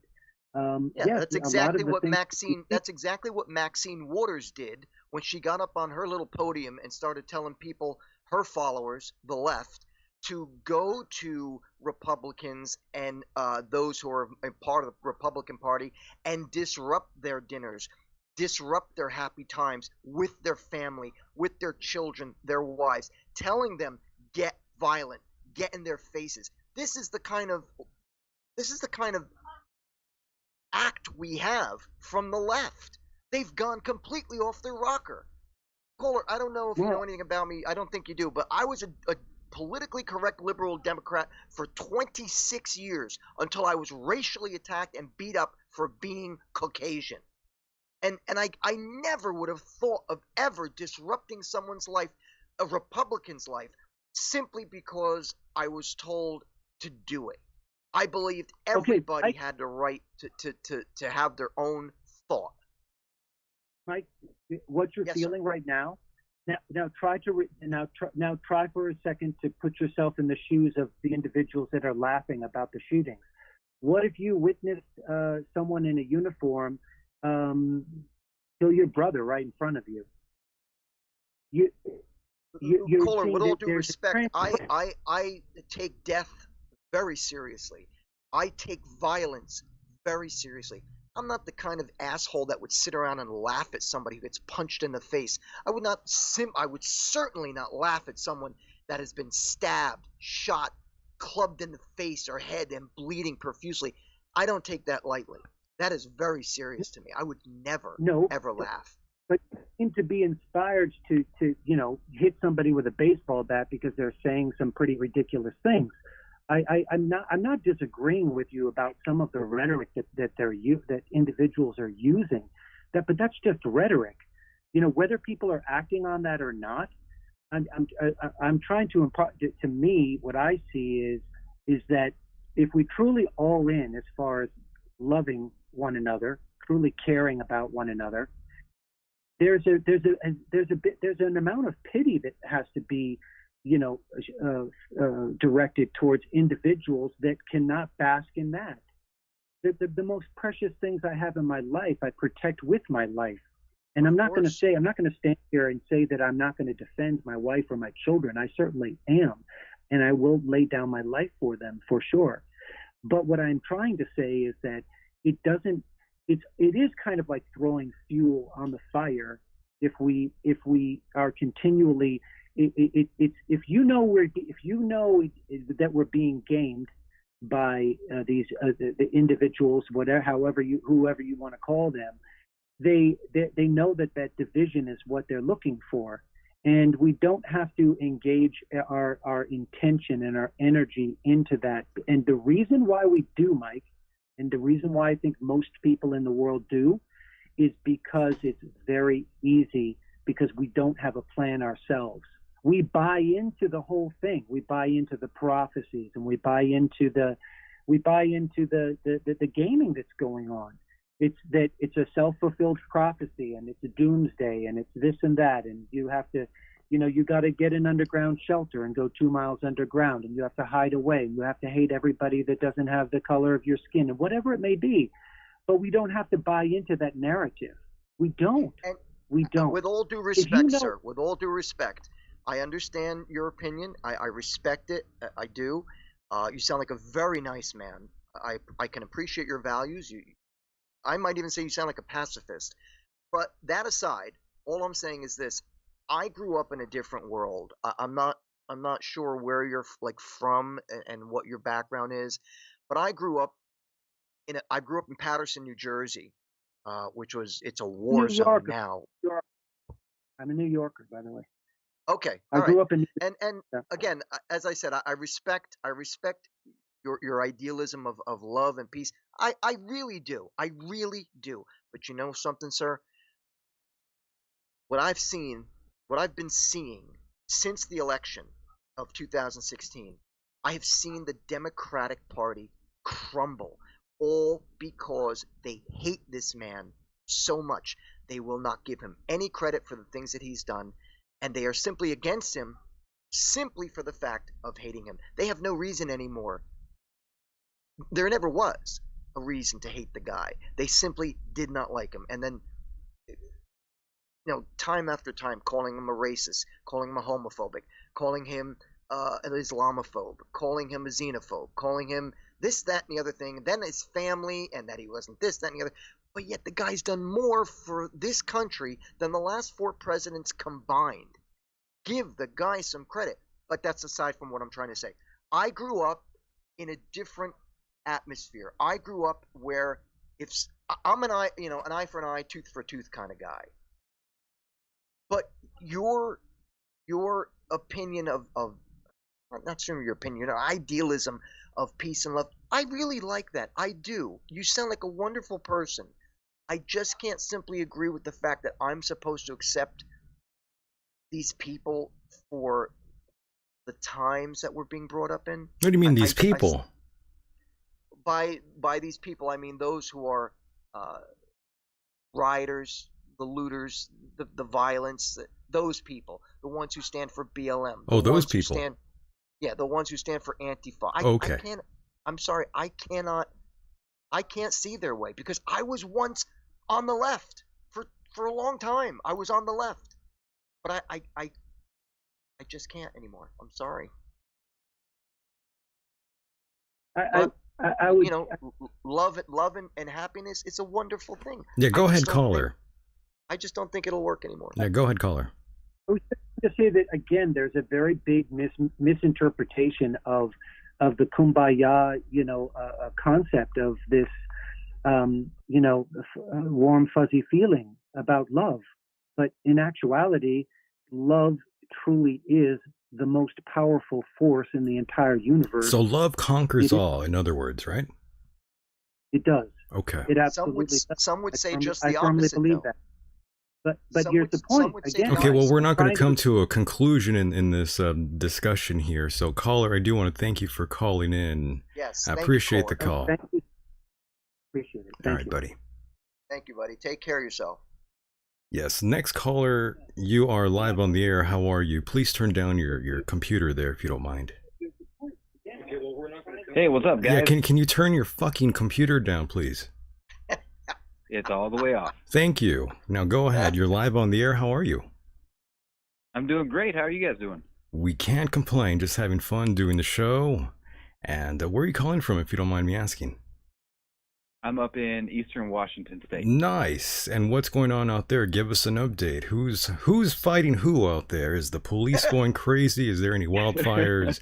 Are any cars on fire? What's the situation with COVID out there? We need it all. Go ahead. Oh gosh. Let it I out. can't cover it all. Let it out. Cover it all, Mike. We're here. Cover it all, Mike. We got all the time. Come on. Oh gosh. All right. Start slow. I was start slow. Start slow. It's okay. Take a deep breath. Deep breath. Oh goodness. All right. Let's see. So I guess, golly, the last guy went on for a long time. I'm sorry about that. I mean, it was a good talk there. I mean, I just know it was going to come to a conclusion of any sorts. We weren't going to go anywhere. No, don't be sorry. There was a lot of things I wanted to touch on, and as he was talking, I was thinking, shit, I ain't going to be able to remember this in an hour when he's done talking. We appreciate him, though. By the way, I don't want to seem disrespectful. He was a great caller. No, he was a very nice guy. He was a great caller. Absolutely.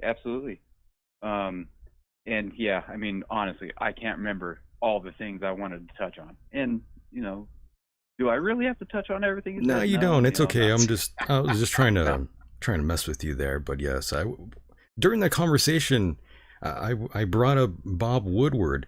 You know who that is, correct? Actually, is it somebody who's on TV?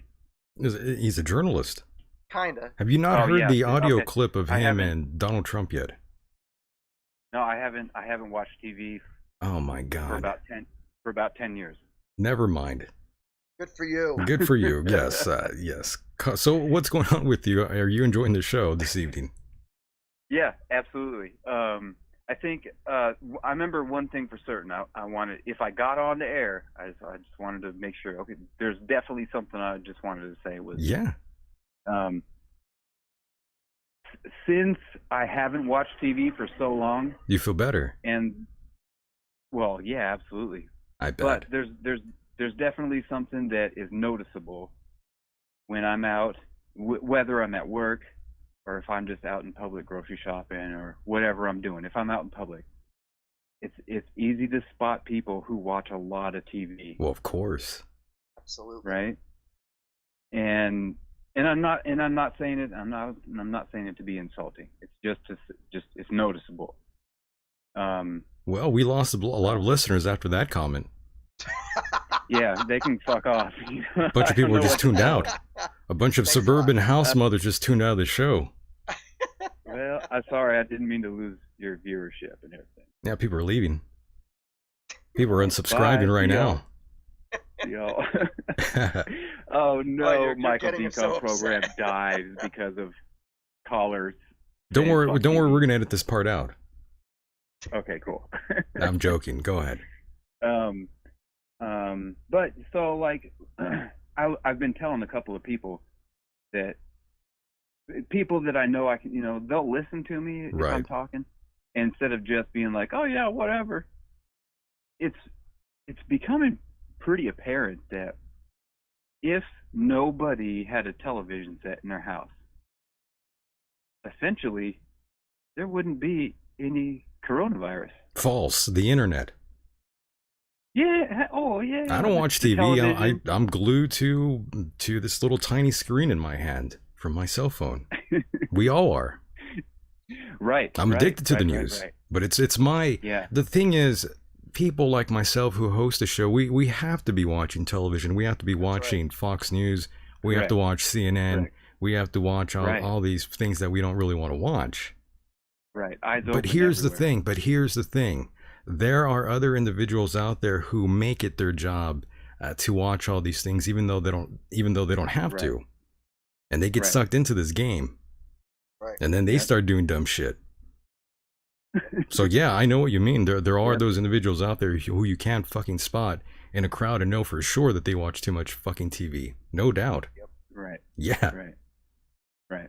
And no, it's good. It's good on people like you guys out there who are paying attention to everything. You know, and in a sense, I can't say that I'm free of media just because I don't watch TV. You know, obviously, I follow your program. You know, there's I do check in on YouTube. You know, see what's going on out there. Whether I believe it all or not, No, that's a different story, right? Yeah, it's a discernment thing. Sure. You know? Is it plausible? Could that really happen? You know, yeah. You know, so many variables. All about discernment, indeed. I Right. So,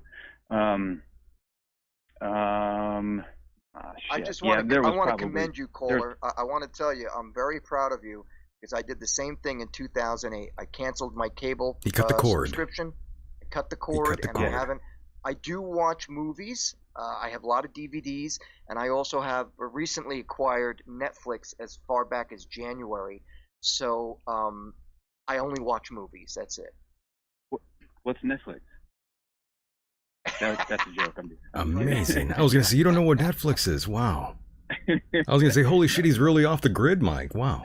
Yeah. He's off the grid. I do like watching old movies. You know, movies that I remember as a child. Nice. And being like, oh, those are great. Oh, you know, I'll watch those. But I could have conversation with anybody I personally know in my life, and they'll say, hey, they'll bring up anything that's within the last 5-10 years, and they'll say, hey, did you see the episode of whatever?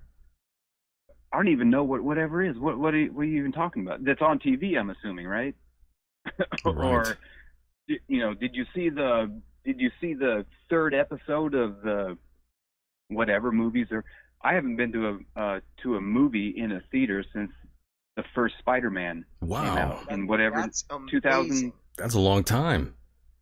2001 maybe, or 2002, somewhere back there. Wow. It was actually, I think it might have been in 2000 because I think when they were going to do that, they had to hold it back from being released. No, wait, now I think it might be 2002 because after 2001 9/11, they had to eliminate the Twin Towers from the films. Oh, that's right. They had to edit it out. They had it edited out. Yeah. So yeah, it might have been 2002. Wow. Boy, dude, man, it's been a while. Holy shit. Yeah. I want to commend you for your I probably have a heart attack if I went to watch a movie in the theater today. Well, I don't think you want to go to any theater today. Definitely not today. No. Nah, man, be smarter than that. But I think a lot of gosh, shit. It goes, yeah, like I remember hearing about the rabbit hole in the conversation earlier, and here we go. No, we're not going to go down the rabbit hole. Okay. Like you guys were talking about. I got scared. I got scared there. Bringing things up that we shouldn't forget from the past. That's right. It was something along the lines of, ever since technology has gotten better and better and better, it's easier and easier and easier to just persuade the masses that this is what's happening.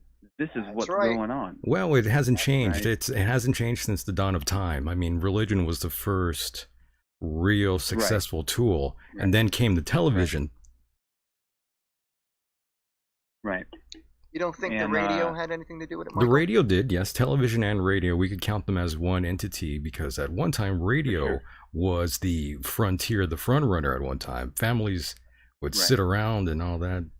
You know the deal. Well, one can also say before radio and before ouch, you son of a bitch. One could say before radio and television, there was the newspapers as well. Or the newspaper, yeah. The propaganda press, no doubt. Yep. Right. You got it. Go ahead, Kohler. So I think a lot of the stuff that, well, okay, where to begin? Well, I'll go back with, have you been drinking, Kohler? Not too frequently, but more recently, yes. Because of COVID, because of the lockdown, did you pack a few pounds? He's got nothing to watch, Michael. He's got to drink. Yeah, you got to drink, right? You got nothing else going on.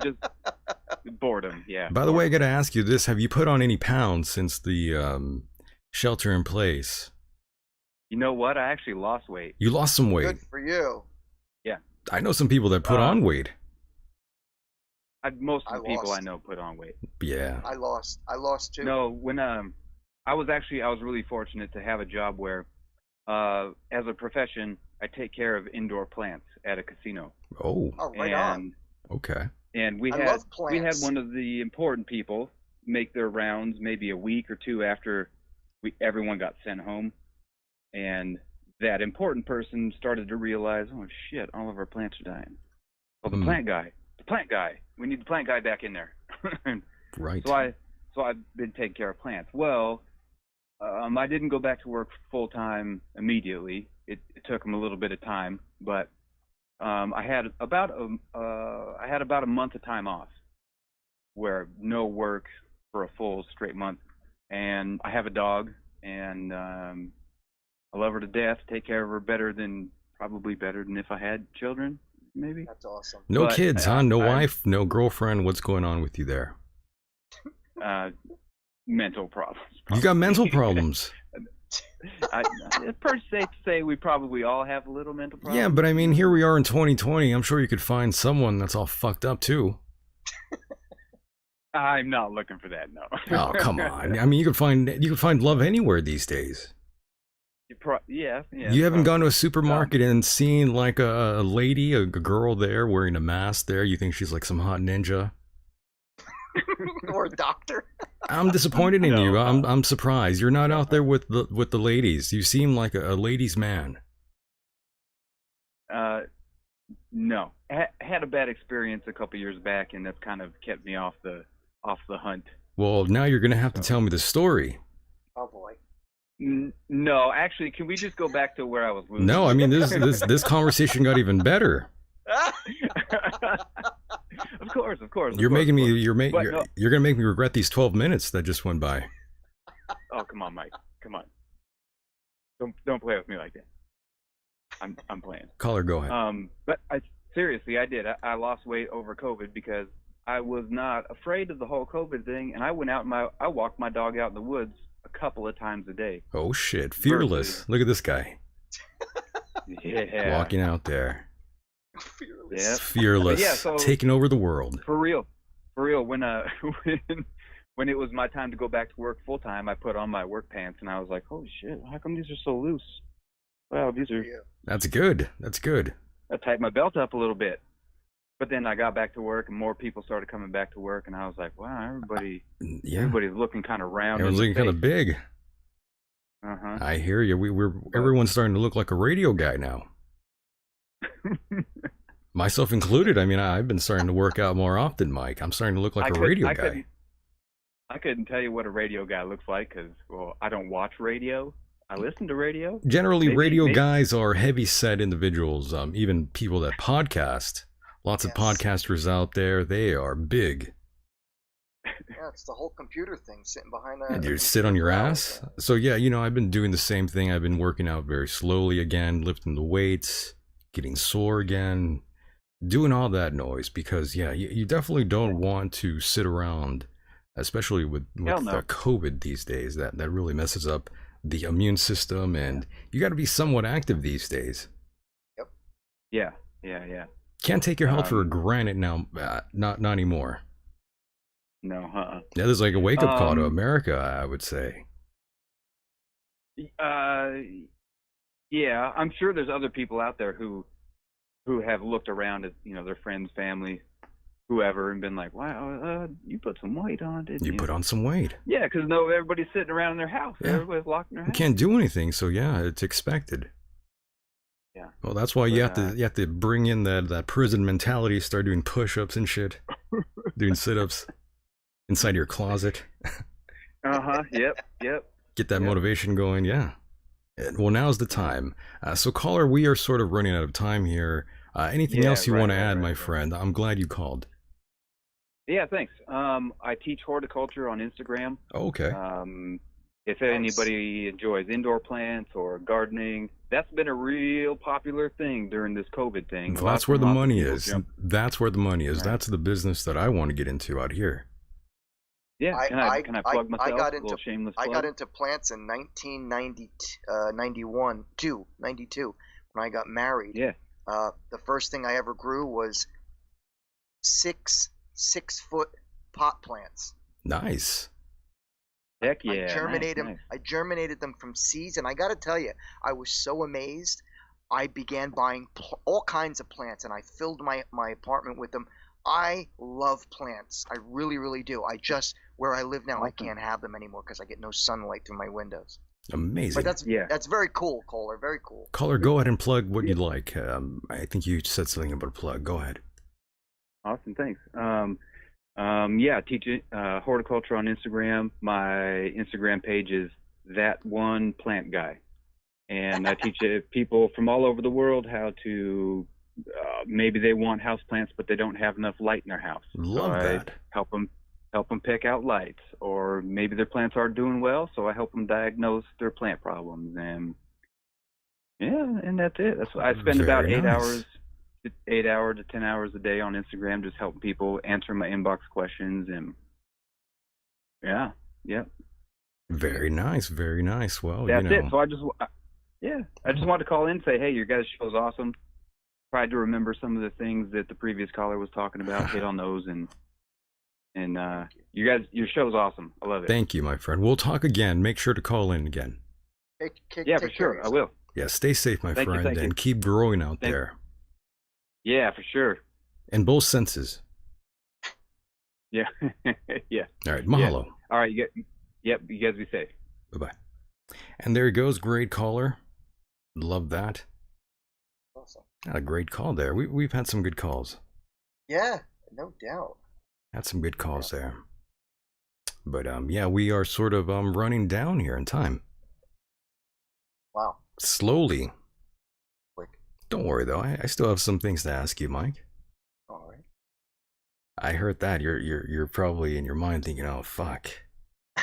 Not again. More nonsense, right? No, nothing's nonsense on this show. So, Mike, how have you been? How have I been? Yes, you've been okay? You're right. You're right out there. Everything's okay. Had some good news yesterday. I sold a big painting. Ah, okay, good. That was really, really helpful. I mean, I sell paintings often, but like I sold an original yesterday, and I'm happy to say I made a decent chunk of change from it. Good. I'm glad. Yeah. So I had that going on, but otherwise, I gotta admit, Michael, I've been really down in the dumps with the way things have been. I haven't worked, all year. I've been busting my ass trying to make money in other various ways, but I just kind of miss work. Yeah, you miss work, right? A lot of people are missing work, no doubt. What were you saying about? I missed the first part. You sort of clipped out on me there. Oh, I'm sorry. Just feeling kind of low. You're feeling kind of low? Just feeling kind of low. Just, with the way things are. A little low there? A little low. A little sad? Lower. Yeah. No, I understand though, Mike. And, it's interesting that you say that. Because I had a friend who asked me the same thing recently. Well, he didn't exactly ask me if I was all right. He just asked me if I was depressed. Then I said, no, I'm not depressed. And he said he was. Because of, everything that's going on. Sure. And this is a good friend of mine, by the way. He never tells me these sort of things. So that got me worried. I was like, oh no, that's not good. I've never seen this guy sad, and I've known him almost my entire life. Yeah, he's like my best friend. So that was odd, getting that sort of text message from him and asking me that. Because this is a guy I've known forever, and he's never once asked me if I'm sad, if I'm happy, if I'm depressed. So that was out of left field, Mike. Well, and I think a lot of it also has to do, well, as you just mentioned, with not being able to work. For me, it was like I tried to do everything I possibly could this summer working in the yard. I was stretching my own canvases to make, canvas painting canvases. I was working on whatever I possibly could just to keep active. But when that winter comes and you're mostly locked inside, And it's cold. And it's cold. And it gets out here, lonely. it's brutal out here, and it's very lonely where I live. So I have no friends out here. I'm glad you mentioned that part now. Now, just to shine a little light here, Mike, I'm curious, have you at all identified the scrupulous bunch who painted the rocks and placed them on your lawn? That is a interesting story. I'll make it short. We got progress. We got an update. Yes. Oh my. I was actually at the post office maybe, I don't know, 4 weeks ago, give or take. And I bumped into this guy, and we just start talking, like out of nowhere. We just start talking about politics. Real cool guy. Tells me, he goes, I live in the same community that you do. And so I explained to him, just in passing, about the whole rock ordeal. And he says to me, he goes, they found out who that person was. Wow. And I'm like, you're kidding. He's like, no. He goes, they live right around the opposite side of the block where I'm at. And we had already thought that because only the people in this area got hit. So I haven't found out who it is yet, but I'm going to. You're going to. I may actually make a visit to them and ask for an apology and then stick the rock up their asses. Well, Mike, what if there's like a plot twist to the story? What if that person who was responsible for painting that rock, what if that person actually turned out to be like a cat lady and you two actually hit it off? I'd punch her in the throat. You would punch her in the throat? Yeah. But what if you two just got along so well? Yeah, but what if you two fell in love? Now that would be the ultimate plot twist. You'd return, Mike, you would return back to being a Democrat. Never. First of all, from what I heard, the girl is the daughter of the person who lives at the place. Or is that right? Yeah, I think it's the daughter of the person who lives at the place. I simply want an apology. And from what I understand, she's only like 14. Oh, Mike. Yeah. So you want an apology from a 14-year-old? No, I want an apology from the guy. From the guy, okay. I want an apology for him. I want him to say, I'm sorry my daughter's retarded and a total... Well, he's not going to say that. No, you know what I'm saying. You know what I'm saying. I hear you. Being facetious. I just want... I think I deserve an apology. That's all. And if I don't get one, I'm gonna leave a rock on their fucking property. I think you should leave a rock back there. I think I should too. You should. Apology. Screw the apology. Yeah. Idiot. Yeah. And I'm gonna leave like a giant one. It's like there you go. 200 pounds. I'm just gonna wheel it up on my wheelbarrow and dump it on their fucking driveway. They might like it though. It might add to the property. Why? It's gonna say I love Trump. They might like that though. All cops never know. rock. There you go. Well, I'm glad we got an update on that story there. I was really wondering whatever happened to the guy or girl who painted the rock there and left it for Mike. Again, I knew it was a girl who did it. It was kind of obvious. Guys don't paint rocks. Not at all. That's not really an activity that a grown man would be involved in to any degree. And now we do have another caller, by the way, Mike. Caller, you're live on the air. How are you? I'm doing fantastic, Mike and Mike. How are you? Do you care? I really do, yeah. I'm doing great. I'm doing all right. He's doing good. I got a couple of problems, but you want to hear my problems? He's got some problems. He's becoming a blue chew guy. He needs to buy the blue pill nowadays. That's the problem. Oh my God. Sorry, that's too much info. I'm sorry about that, Mike. That was wrong. That's all right. I don't need a blue pill. Did you get COVID? Hideous, did you get COVID? No. My penis fell off. No, he had leprosy. Not COVID. Well, that sucks. Well, this is Roman, and I've been drinking, so I thought I'd call in after the two callers. Oh, boy. Oh, yeah. What are you drinking? Yeah, exactly. Good question. What are you drinking out there, Roman? I am drinking vodka and orange juice. Wow, look at this guy. He's not playing around. Wow. I'm not playing around now. Doing any drugs? Hey, I wanted to call in. The dragon guy got me going. Hold on, And, caller, shut up. We need this question answered. Are you doing any drugs? I don't have any on hand. Okay, go ahead. I'm sorry for being angry there. Go ahead. Yeah, that was kind of aggressive. I know, that was really aggressive of me. I need to calm down. Because he's doing drugs, caller. I know, I got all excited. I'm sorry. Are you doing drugs, Michael? I wish. That's why you're aggressive. I wish I was doing that than doing this, that's for sure. Anger So management. fucking a bucket. Go ahead, caller, go ahead. I was the original caller that called in about COVID and HR 5717, and I swear to God I got 5 minutes, and I've listened to these other callers stroll on. Okay, well, we're all going to shut up. Okay, now the floor is yours, caller. Okay. Go ahead. Enlighten us with what you want to say. I know you have a lot to say, and now is your chance to do so, so I'm going to shut up and let you take over. Go ahead, caller. Thank you. So I have a respectful question for Hideous, okay? Oh, okay. And I've heard you talk a lot, and I know Michael doesn't seem to be a Trump supporter, but you seem to be very pro-Trump. I don't support anybody. Yeah, exactly. I'm a supporter of myself only. Yes, exactly. Go ahead.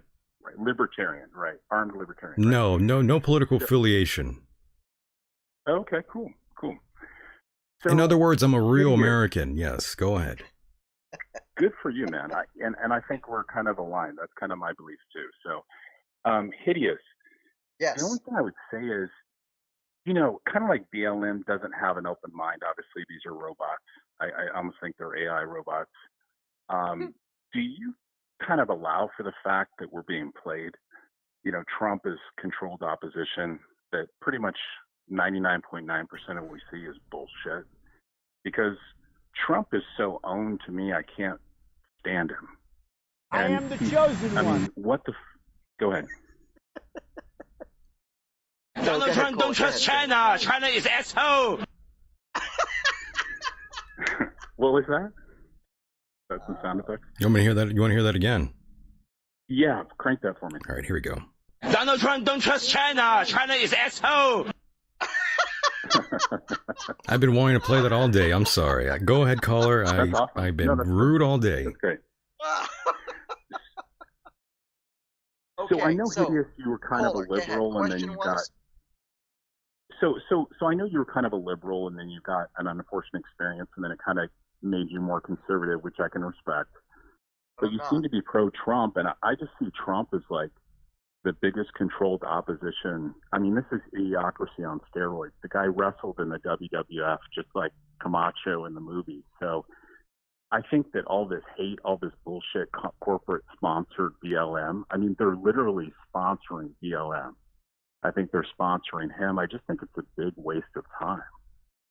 Like, we're not ending the Federal Reserve. Do you know who owns the Federal Reserve? Either one of you? No, I don't. Do you, Michael? Tell us. Bank of America, JP Morgan Chase are the two primary owners. And the Federal Reserve isn't federal. It's not beholden to the government, and it doesn't have a reserve. So the banks that compete in the private marketplace print your money. I mean, Trump doesn't talk about that shit. He just talks about draining the swamp. He just talks about nothing. Nothing's getting done. We're still at war. We're still supporting Israel. We're still doing everything that is deleterious to our country. There's still a pandemic, and yeah. I think if Hillary had gotten elected, we would all be revolting right now. So I think Trump is just making people wait for him to solve it all. Well, and that's all. The president himself has said he is taking the shots that the left is throwing at not only the politics, but the people as well. And let's face it, some of the things that they are saying, such as defund the police department, support BLM, support Antifa, there's no violence taking place at these protests, it's all bullshit. So I'm not sure, are you saying are you questioning whether So or not... I 100%. Well, see, I 100% agree with you, but I think they own both sides, both parties, and I think they own Trump as well as BLM. It's corporate sponsored. I disagree. You know. Okay. Well, I disagree, and I'll tell you why. Are you aware of the things that Donald Trump has done for this country as well as the world? Are you aware of all the things that he has done, accomplished? Have you known anybody that's known Donald Trump? Well, hang on. Answer my question. Have I known anyone that's done more for this country than Donald Trump? No. Do you know of all the accomplishments that the president has done since he's taken office in 2016? Nothing that the media has told me he's done. I haven't seen any change since I've been a citizen. Nothing. Really? Oh, shit. Do you know that today he had a peace deal with some of the Arab countries and Israel? Oh, shit. He's with the Muslims. Okay, did you know whose country that is? That's oh, Palestine. shit. Here we go. And you know who wasn't? But you're not answering my question. Oh, shit. Palestine. Yeah, because he's Israel owned. Did you know Kushner's dad went to jail for hiring hookers? So Palestine, that's their land. That's not Israel's land. And Israel got him into the election. He's making Israel great again, not America. That's oh, shit. He hit him with the Israel. So you have a peace agreement. Where the main people who are the most affected aren't even present. Because they didn't show up. Kushner didn't invite him. You just said you didn't hear about what I just asked you. By the way, I have to shut both of you up right now and just say I had a guest recently, well, not recently, a couple months back, who was declaring that Jared Kushner was the Antichrist. I'll leave it at that. Do you know why? He bought the 666 building in New York City. That's right. Oh, no. He sure did. I'm glad you noticed that. He must be in league with the devil. Well, I mean, you know what? I mean, seriously, I mean, why is our national sovereignty dependent on Israel? I mean, why are we supporting these nut jobs? Because they're the only democratic, they are the only republic country, democracy country in the Middle East that we are friends with. Oh my God, they've killed so many people. Israel. So are the Palestinians. We don't see it on the news. Yeah. I mean, they just blow away the Palestinians daily. Well, that's because they fire rockets into their country all the time. Okay, I just have one question. Yes. Jeffrey Epstein, right? Who financed Guilty. Him? Mossad, right? Who? It's obvious. Who? The Mossad. Mossad? I'm sorry, I don't understand. Mike doesn't know about that sort of thing, by the way. Okay. He doesn't know about the assassination. Go ahead. Oh, right. Yes. Okay. Yeah. I'm sorry. I was trying to understand what you were saying. I'm sorry. So the judge that was going to preside over that case, her son got shot. I think he got killed, and then her husband got shot, and the guy that did it got killed. I mean, it's the same thing like the Kennedy, right? It's like Oswald. But who financed Epstein? Like Trump was on the plane with Epstein. Bill Gates was on the plane with Epstein. Numerous billionaires. The guy didn't do one trade on the New York Stock Exchange. Who financed them? And why aren't we hearing about this in the news? Oh, shit. And you know what 4 of the victims said about Donald Trump? 4 of the girls that claimed to sleep with him? Oh, shit. Here we go. Said, you remind me of my daughter. Oh, fuck. I've seen that a couple times. I do remember that, though. I do remember. And that was obviously before he was a president. It doesn't even matter. It doesn't matter when he said that. Google Donald Trump and pictures of his daughter. Oh my God, it's fucking disgusting. That's true, though. He's not lying, though, Mike. No, that's not an accusation, though. Comment. He did say that. Those were his words. So what he said, I've said it before too. I've gone with girls that looked like they could have been my daughter.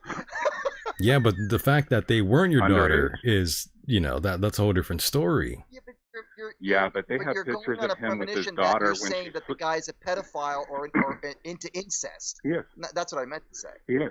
He is into incest. Is that what you're saying, caller? Come I'm not saying that. The caller's saying that. I'm saying Epstein got the pictures on all these people. Oh, shit. Yeah, and he's Mossad, and Mossad owns Trump, and Trump's got his nose up Israel's ass. Okay. I can't and argue Israel, with you. I can't legitimately argue with you because you have an obvious hate. Israel's why we went to war with Iraq. You've got an obvious hatred for Trump. I can't argue with you. He thinks you hate Trump.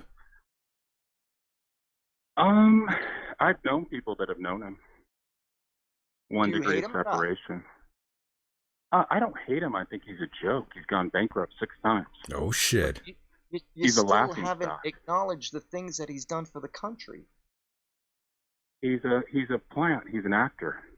Okay. He has his own reality show, and now we have our own reality show. Okay. Oh, shit. No, I'm just trying to help, Michael. I mean, I'm hideous. I mean, I respect you, man. You know, I appreciate thought I'd throw that out there.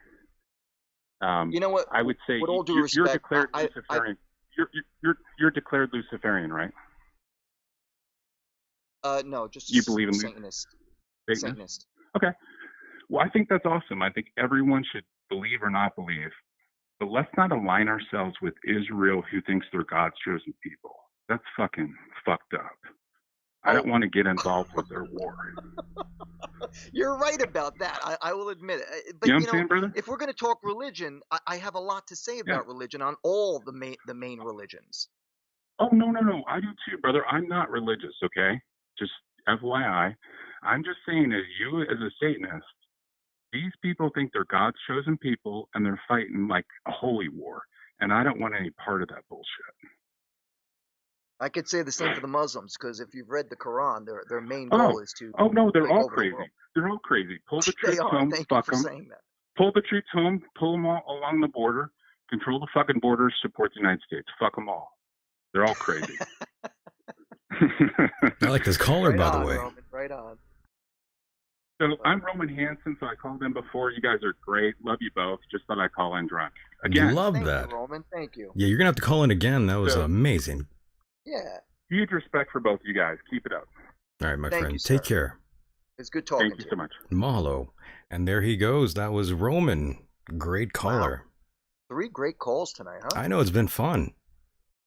Definitely. Been a fun night so far. And yeah, it's coming to a close. And Mike, we were talking about Netflix, so I thought this would be the perfect segment to get into before we shut it down. Twitter has been ablaze lately, Mike. The powerhouse known as Netflix has come under fire recently for a program they have called Cuties. This is a very questionable television program or whatever it was that Netflix produced and funded. And this was obviously pandering to a very specific demographic that grossly exists in today's society, Mike. I'm repulsed that something like this even exists. It might. I want to say I think I've seen that advertisement. Isn't that for little girls who do like beauty pageants? Right. Ironically, the director wanted to combat the over-sexualization of children, and needless to say, he tanked rather badly. There's lots of strange zoomed-in shots of, well, you know what, Mike? Really? Yeah. It gets in there. It gets in there, dude. It's really odd. And I don't support cancel culture, but I think we are, all of us are in some sort of agreement that this should have never been made. I'm just completely baffled that this was passed by a focus group. And for those that don't know, focus groups are the first initial trial run that a show, audio, film, what have you, before that even gets to a larger audience, that has to get ran by certain focus groups out there. And that means grown men actually sat around and watched Cuties and all decided, hey, now we really got something special here.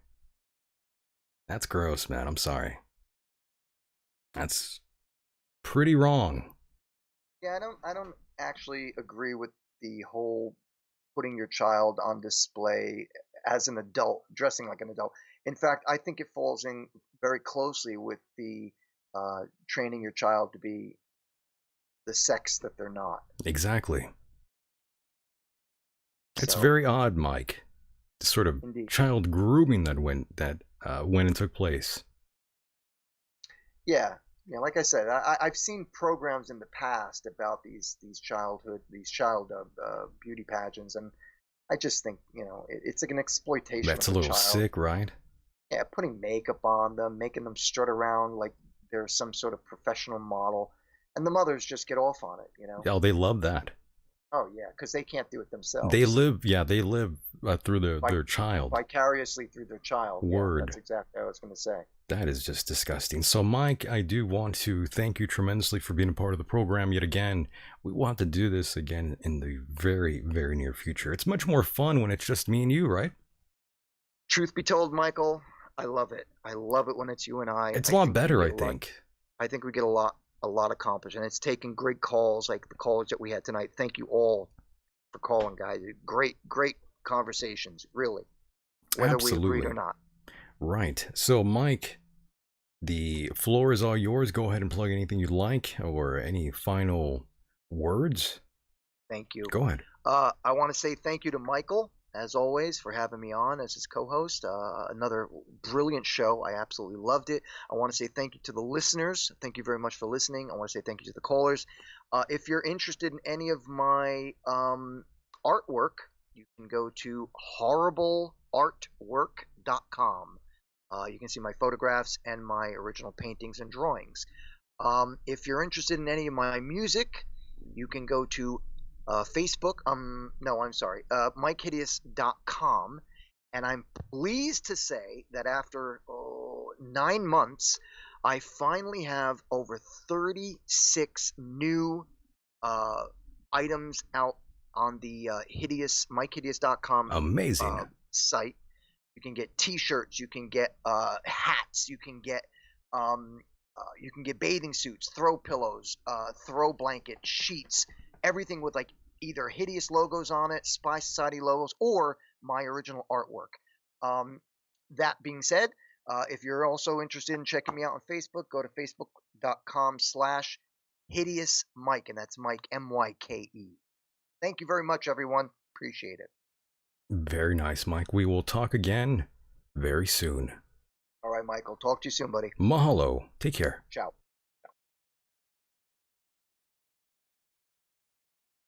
And there he goes, boys and girls. That was the one and only Mr. Mike Hideous. And I do want to thank all of you out there this evening for being a part of the program as well. Those of you in the chat room and those who called in, and I believe Roman donated. So thank you very much to you. And yes, I would vote for that cat too, drinking the water. Very, very smart cat. Don't forget, if you are a fan, aka a hardcore listener of this program and want to help fund the program, please go to patreon.com/Michael Decon. And that is where you'll find bonus content. And speaking of which, we've got a lot of shows coming up for you over at patreon.com/Michael Decon. Make sure to sign up. Now, once again, it was a very fun evening, and we will do this again very soon. International listeners out there, thank you so much for your support as well. You can find the podcast rendition of this program on iTunes, Google Play, Castbox, Stitcher, and Spotify. Yes. Thank all of you out there tremendously for being here. Yet again, it's always nice to see some familiar faces. Now, before I leave here tonight again, it is that time to optimize your health whenever you can. You don't want to die like Herman Cain, that's for sure. And with that said, the world is a mysterious place, and life itself is a mystery. Until next time, good night, everybody.